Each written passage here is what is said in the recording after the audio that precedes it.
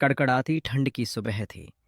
शहर की भीड़-भाड़ से दूर एक कोने में एक बूढ़ा भिखारी बैठा था, फटे पुराने कपड़े, उलझी दाढ़ी और थके हुए चेहरे के साथ। उसका नाम था रघु। वो रोज सुबह उसी पुराने मंदिर के बाहर बैठता, लोगों से भीख मांगता और दिन भर में जो कुछ मिलता उसी से पेट पालता।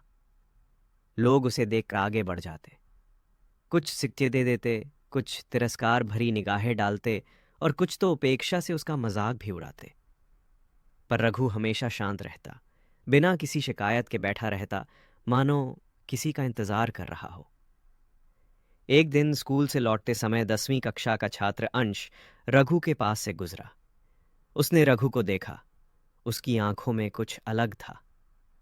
अंश ने पूछा, बाबा, आप रोज यहां बैठते हैं, क्या आपको ऐसा लगता है कि इस तरह बैठने से कुछ बदलेगा? रघु मुस्कुराया और बोला, बेटा, जब तक समय की कीमत नहीं समझोगे तब तक सब व्यर्थ लगेगा। अंश हैरान हुआ। एक भिखारी की बात में इतनी गहराई? कैसी कीमत बाबा? क्या समय भी बिकता है? रघु फिर मुस्कुराया। समय बिकता नहीं है बेटा, पर जो इसे बेच देता है वो खुद को खो देता है। अंश चुपचाप चला गया, लेकिन रघु की बात उसके मन में घर कर गई।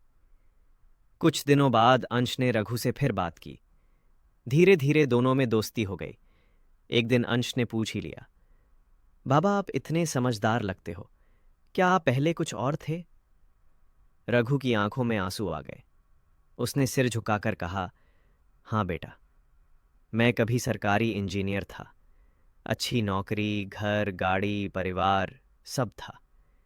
लेकिन मैंने अपनी जवानी के समय को शराब, आलस और घमंड में गंवा दिया। मैं सोचता था मेरे पास बहुत समय है, हर काम को कल पर टालता गया।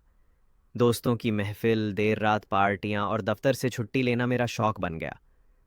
धीरे धीरे नौकरी चली गई, परिवार छूट गया और मैं यहां आ गया। समय ने मुझे बहुत कुछ सिखाया बेटा, पर तब तक देर हो चुकी थी। अंश स्तब्ध रह गया। उसे ऐसा लगा जैसे जीवन का कोई गहरा पाठ उसने बिना किताब के सीख लिया हो। उस दिन के बाद अंश ने अपने समय का मूल्य समझा।